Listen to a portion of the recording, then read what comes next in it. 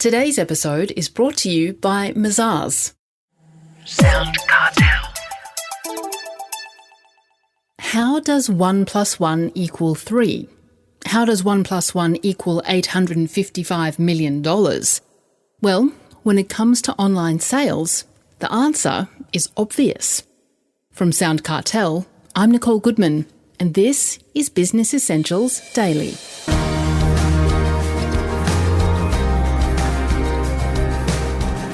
Brothers Gabby and Hezi Leibovich spent roughly 10 years building Catch of the Day, now catch.com.au, and other online companies from scratch.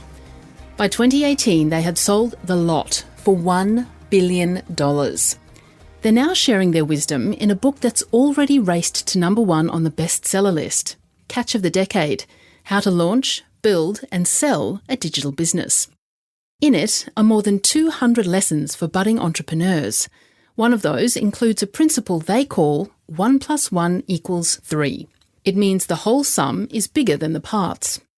Gabby Leibovich explains to Chris Ashmore with an example. In 2015, we were the owners of the second largest food delivery business in the market called Eat Now. At the same time, the larger player in the market was a company called Menulog that everyone knows. We were fighting Menulog for market share.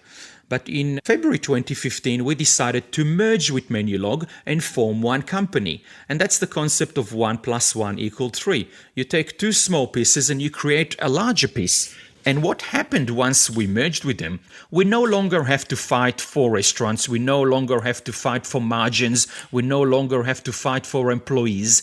And suddenly we've become one company that suddenly owned 95% of the food delivery in the market. And to explain how big that 3 was, we ended up selling that business about 5 months after the merge for an English company called Just Eat for the absolutely crazy price of $855 million. That transaction would never have happened had we kept on fighting. Because when an investor wants to invest in a company, they want to make sure that, they want to see the landscape of competition. And number 1 will not be valued as much if there is a strong number 2 and vice versa. But together, 1 + 1 = 855 million here. And by the way, we did the same thing in late 2017 when we merged our Scoopon business with the Luxury Escape Group. Pretty much same principle and same outcome. That business is still owned by us. And it will become bigger and stronger as we exit Corona and more people will continue on restart their traveling. They're incredible lessons. You were expecting not 850 million, were you? We really didn't know what to expect, but that transaction was led by Goldman Sachs. And if I'm not mistaken, we gave them the go-ahead to negotiate and create an exit above 200 million. So anything above 200 million. So you can imagine our surprise when they presented us with that very large check. Very happy payday. Yeah. Now, in 2017, 2018, you were ready to list on the Australian Stock Exchange, but it didn't happen. Any regrets? There were no regrets at the time of the sale. We were very happy to exit. We were very happy with the price, and we were very happy that Wesfarmers, Australia's largest retailer, the owners of Bunnings, Kmart, Target and Officeworks, is acquiring Catch. It's definitely a pinch me moment. What happened next is something that possibly happens once in 100 years, and Corona came. And I am a very honest person, Chris, and I don't bullshit. And Catch today is valued at 10 times more than what we sold it for, just over a year later. Yes, there are regrets. I wish we kept it for another year, Chris, and it would be valued at so much more. I'm still very happy. I've got more than I need, and the same goes with my brother. But yes, I've been describing the whole period of Corona as I feel like a retired soccer player watching the best soccer match from the sidelines. And being involved in e-commerce during 2020 would have been a real blast to anyone in that space. And I've got a lot of friends in the industry and a lot of friends at Catch, of course. But myself and my brother are now sitting on the sidelines, watching from afar and, selling the stories of our books. Well, on that, what are you looking forward to doing now? So one thing that I have realized during 2020, Chris, is that I can't sit at home and do nothing. The year 2020 has brought with it a lot of opportunities.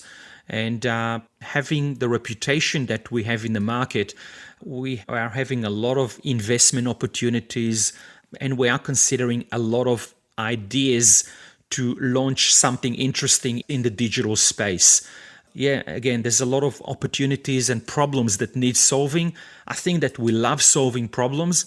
We love being Davids in the world of Goliaths, starting something from scratch and giving it to the big boys. And watch this space. Some things are coming. Will do. Very last question, Gabby. If you could sum it all up, maybe you can, maybe you can't. What's the number one ingredient, do you think, in building a successful business? I really think it's people.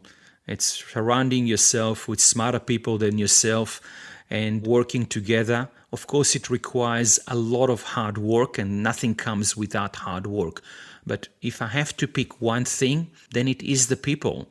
That's the difference between success and failure. Because at the end of the day, lots and lots of founders have ideas, and lots of founders have similar ideas. But it comes down to those 1,000 decisions that you need to make every single day that really differentiates you from the less successful players out there. So it's really about the execution, which, again, people, and people. That was Catch Group co-founder and author of Catch of the Decade, Gabby Leibovich.